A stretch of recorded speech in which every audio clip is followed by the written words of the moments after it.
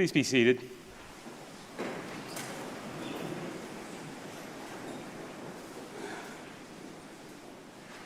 Dear friends, we gather in the presence of family, friends, and Almighty God to give thanks for the young women and men of the St. John School class of 2026. We recall with affection the years they have spent in this place, all that they have learned, the friendships that have shaped them, the work that has been asked of them, and the joys and challenges that have marked their way. Let us be mindful also of the parents, teachers, benefactors, families, and friends whose care, talent, and generosity have helped bring them to this day, and of those losses and disappointments which have deepened in all of us the knowledge that we depend upon God and upon one another. And because we desire for these graduates not only achievement, but wisdom, not only honor, but virtue, not only knowledge, but faith, hope, and love, let us, in the tradition of this school, pray. Our Father, who art in heaven, hallowed be thy name. Thy kingdom come, thy will be done, on earth as it is in heaven. Give us this day our daily bread, and forgive us our trespasses, as we forgive those who trespass against us. And lead us not into temptation, but deliver us from evil. For thine is the kingdom, and power, and glory, forever. Amen.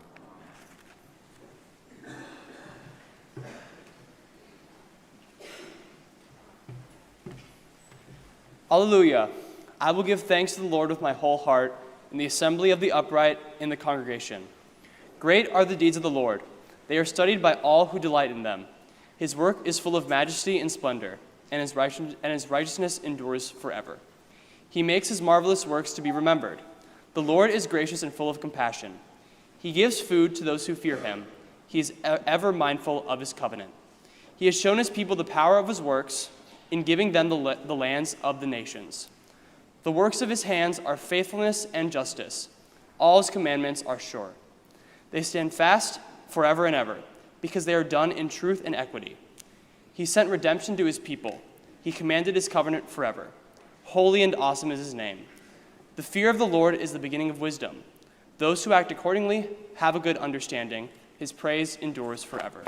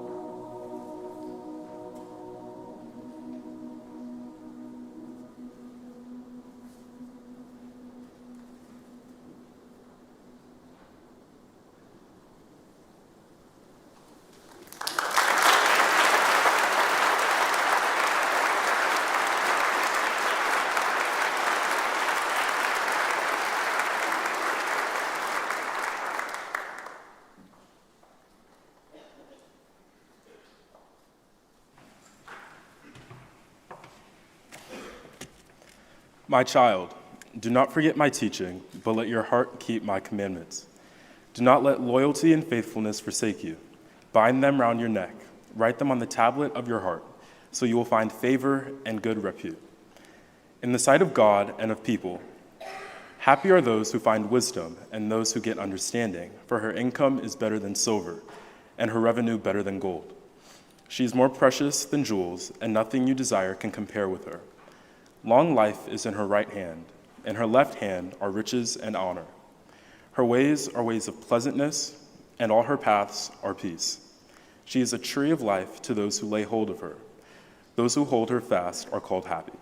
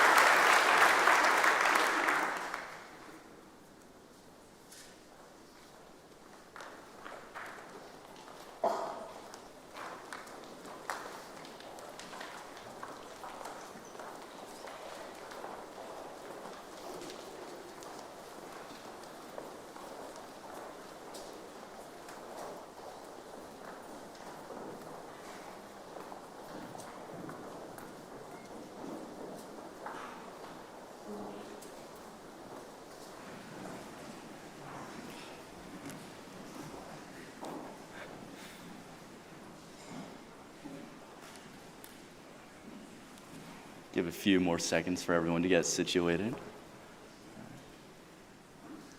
Well, good evening, everyone. My name is Nathan Kim, and I'm the head prefect of the upper school.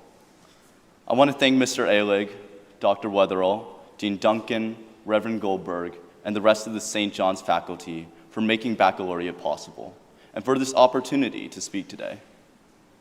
Hello, St. John's, friends, families, and visiting families.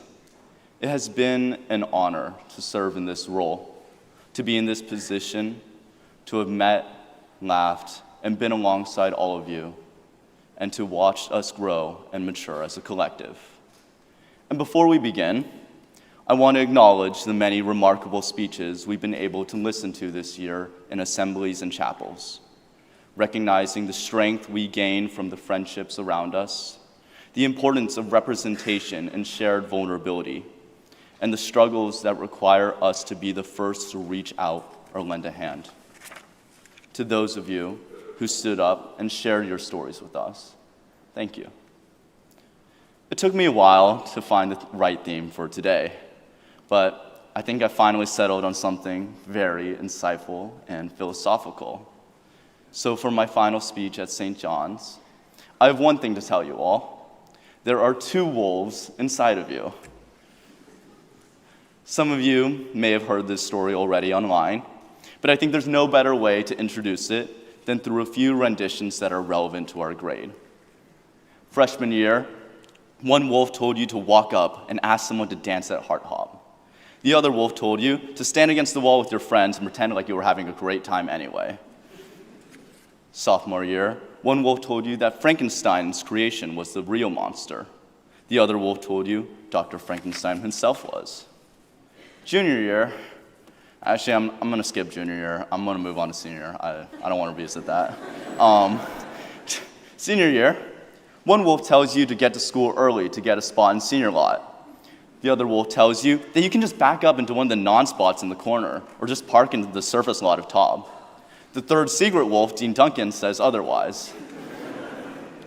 One wolf tells you to sign out the parents' desk every time you leave campus.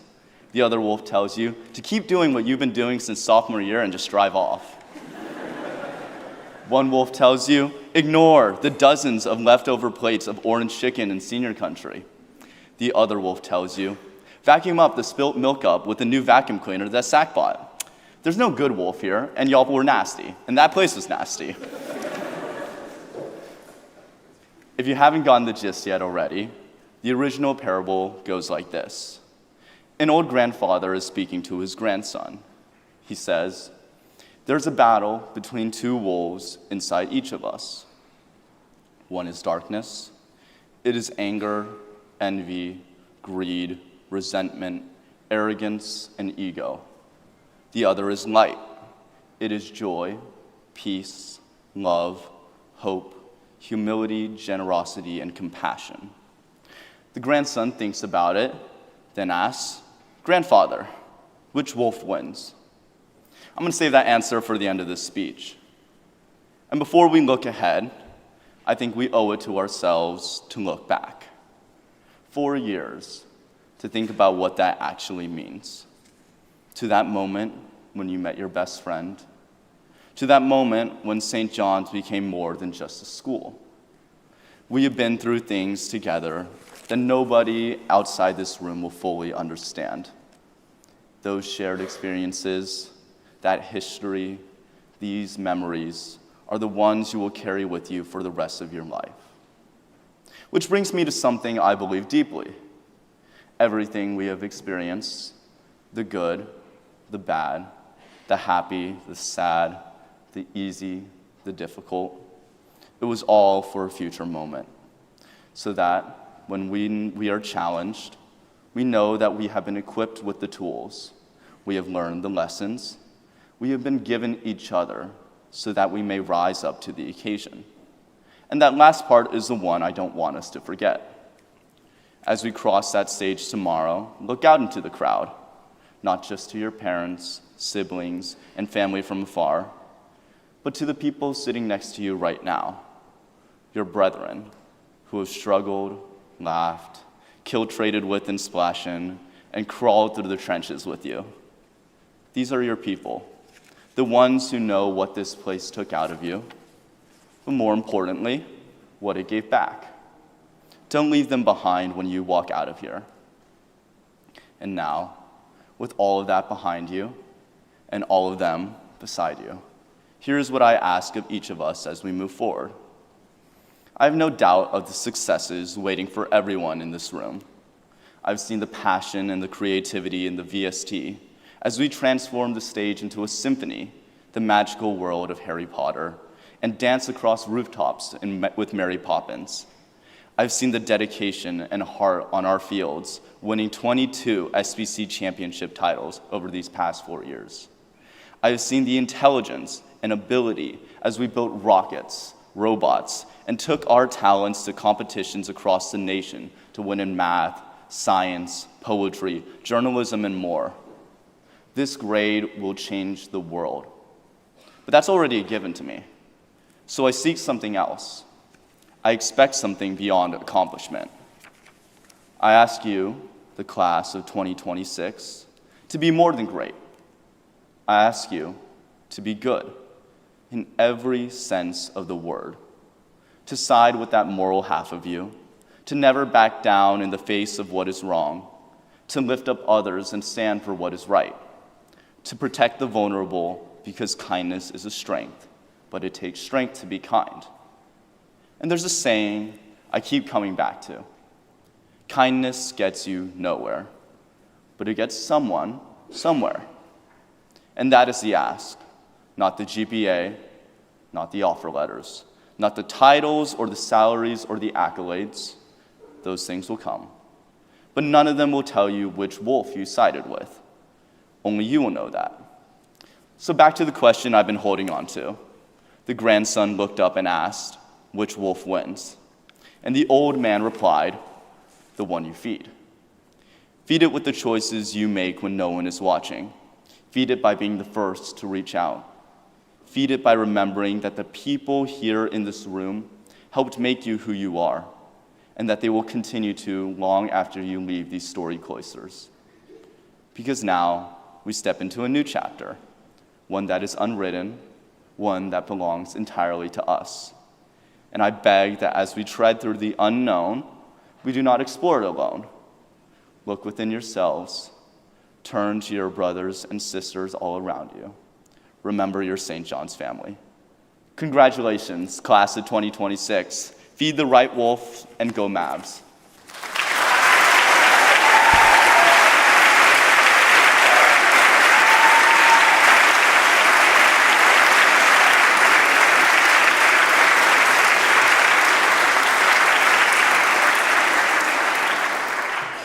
Thank you, Nathan. Ms. Fogler, Mr. Scales, and I have seen firsthand how you and your fellow prefects have been the right wolf all year long, so thank you very much. Class of 2026, thank you for asking me to speak to you. The summer of 2019, my wife's grandmother, Krista, was celebrating her 90th birthday, and she wanted the entire family to meet her in Panama at one of those all-inclusive resorts. It was one of the places with multiple restaurants and pools, perfect for a 5-day vacation. And so, while Krissa had the mental acuity of someone 30 years younger, multiple bouts of cancer had taken a toll on her body, so we had to move her around via wheelchair. And so, getting from one end of the resort to the other, it took quite a bit of time. But it wasn't because of the wheelchair. Even meals, dinner in particular, took a really long time. Because anywhere we were going, she would talk to any staff person she came in contact with. It doesn't matter if it was the waitress, the bellhop, or the concierge. Tell me your name. That's a beautiful name. Where did you get it? How long have you worked here? How do you like working here? Tell me about your family. It would go on like this forever. It became what we referred to as the Krissa experience. And so the last day of the trip, I'm having breakfast with her, and I told her, I said, I was really impressed with how much you've engaged with the staff during our 5 days here. And she told me a story of her growing up. She was a child of the Great Depression. Her father was a haberdasher, so he made and sold hats. And he'd become very successful, so much so that they were able to move to the most wealthy neighborhood in Hutchinson, Kansas. And shortly after arriving in this new community, they had a big, huge party outside. Now, this is a dry county, so there is not supposed to be any alcohol, but many of the adults are drinking, and there's a lot of alcoholic bottles on the ground. And this inquisitive young girl asks a grown-up who'd been in the neighborhood for a while, what are the garbage people going to think when they see all these bottles on the ground? And the woman looks at her and says, oh dear, we don't care what the garbage people think of us. And at that moment, 90-year-old Krista made a whole lot of sense to me, because it was like a film where the secret is revealed at the end, and then all of the dots that you didn't notice are then put together via montage to show how everything is connected. A woman makes a flippant remark to a young child. That child receives and processes that remark, and she moves through the next 80-plus years of her life with the conviction that she will not reflect the values of that worldview. She would absolutely care what people thought of her, and she would make sure they know she cared about them. That's the power of memory. For the past 4 years, you've been accumulating your own memories, and you've been spreading them to each other and to us as well. My intention today is to try to reflect on some of the memories you've imparted on us.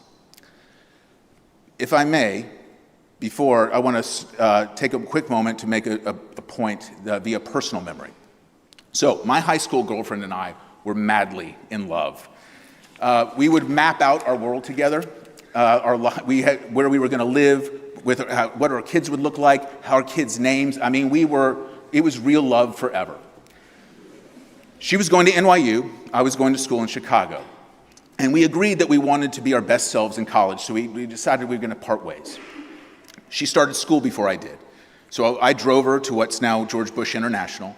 And this is before 9/11, so I could walk her to the gate. And I held it together as the plane took off.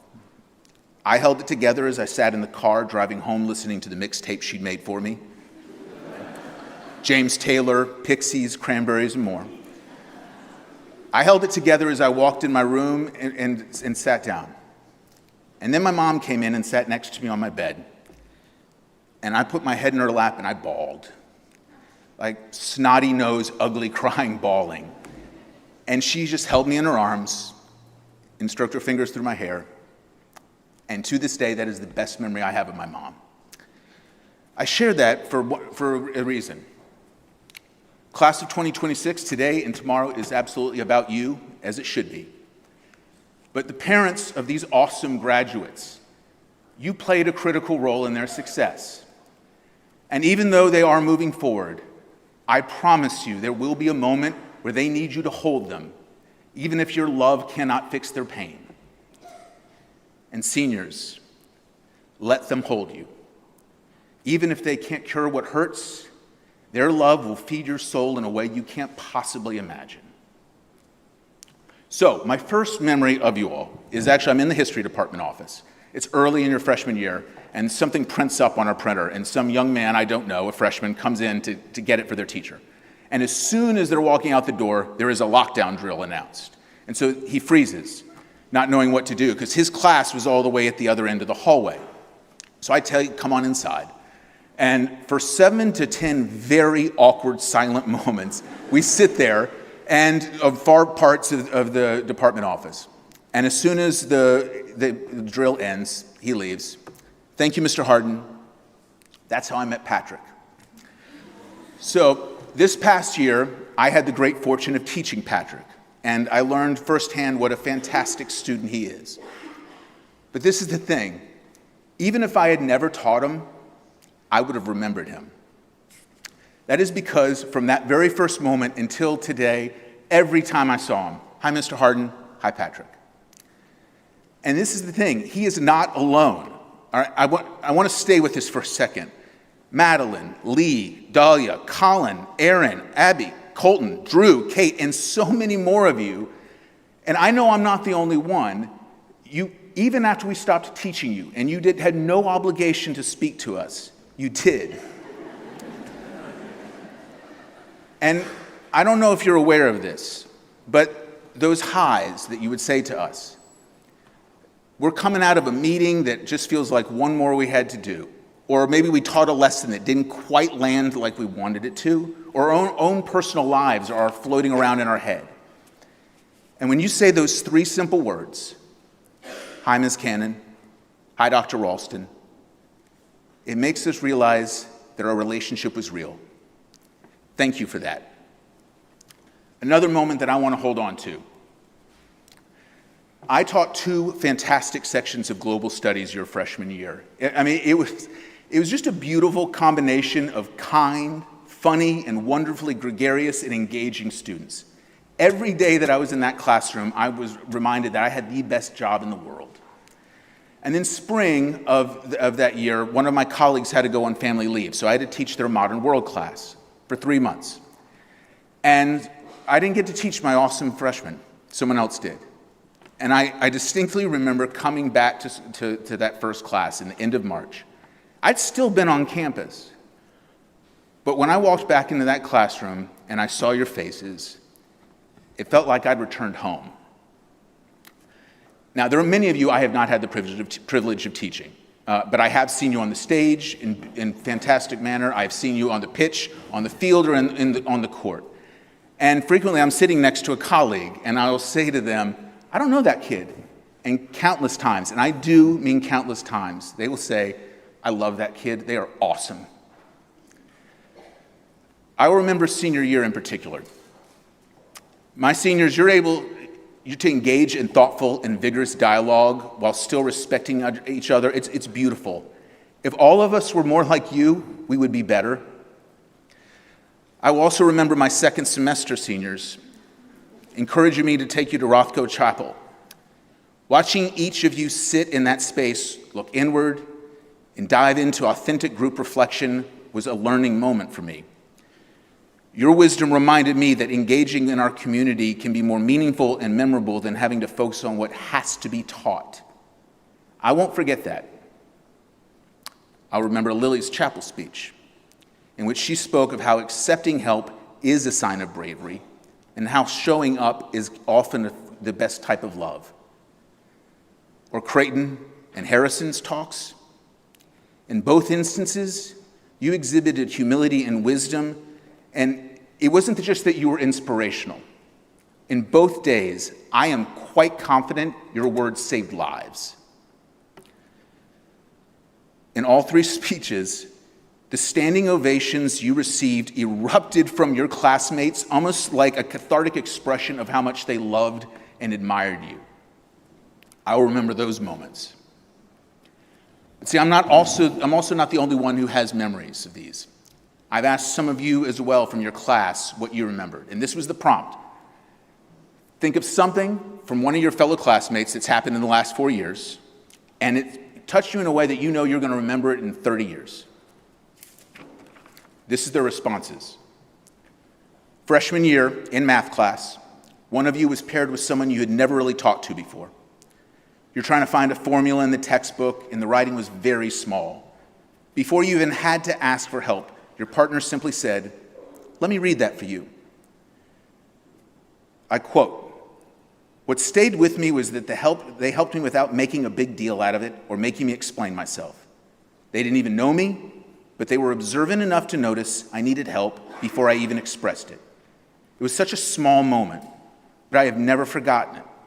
It was a quiet act of kindness that showed how much simple awareness and empathy can mean to someone." Junior year in the musical. Those of us in the audience, what we saw were these beautiful performances. Those of you that were backstage and behind the curtain saw something far more powerful. One of your own was experiencing something unimaginable, and you came to their side. Quote, "On the night of our final dress rehearsal, after the curtain closed, someone hugged me. I don't exactly remember how it happened, but eventually the entire cast was part of that hug. We're all just crying and hugging each other in a huge group, in the darkness, mostly silent. There are a few times in life, I think, where you realize in the moment that you will never forget it." Senior year, one of you had just failed a physics test. You're on the quad and crying, not just tearing up, sobbing. It had been a week of numerous rejections, and the failed physics test was just truly the cherry on top of your rock bottom. Later, one of you joined them. Quote, "They sat beside me in silence and was even late to their next class. They didn't try to find the perfect words to fix my situation. Instead, they sat with me in discomfort and shared my grief. They taught me the incredible power of presence. Without exchanging a single word, just by showing up, they made me feel heard, supported, and understood." That is your legacy. Those moments cost you nothing, and yet they meant everything to the people who experienced it. They're 3 snapshots, but I am very confident they reflect the character of you the last 4 years. In each of those instances, you did not do something to be memorable. Your instinctual and authentic reactions were rooted in your collective ethos of recognizing that every person is valuable and needs to be protected. In that context, it is no surprise that 6 of you are volunteering to serve in the military. Seniors, we know you're not perfect. You will each and every day try to be the best versions of yourselves. But you have been part of extraordinary moments. Moments that when you're celebrating your 90th birthdays, you'll be able to reflect on and realize it played a role in the kindness you exert. One final memory. My dad went to Westland, and growing up, I heard countless stories of how transformative his time was there to him. But there's one in particular that always stood out to me. It was the first day of school, and the president of the university was speaking to the freshman orientation.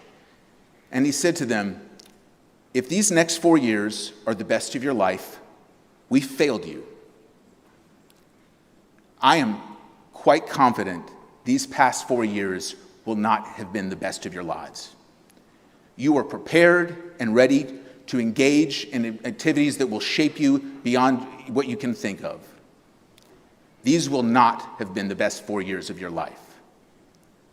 But I am confident I speak for those in this room when I say that you have been part of the best of ours. Thank you, we love you, congratulations, and go Mavs.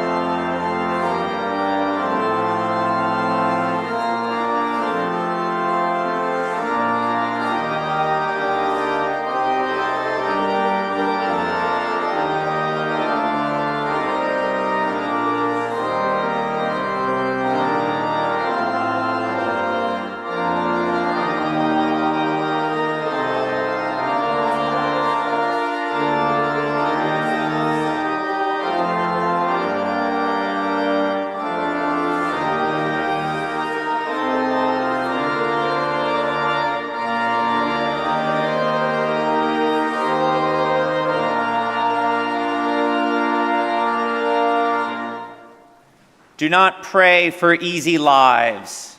Pray to be stronger people. Do not pray for tasks equal to your powers. Pray for powers equal to your tasks. Then the doing of your work shall be no miracle, but you shall be a miracle. Every day you shall wonder at yourself, at the richness of life which has come in you by the grace and power of God. And so may the Lord bless you and keep you. May the Lord make his face to shine upon you and be gracious unto you. May the Lord lift up his countenance upon you and give you peace. Amen.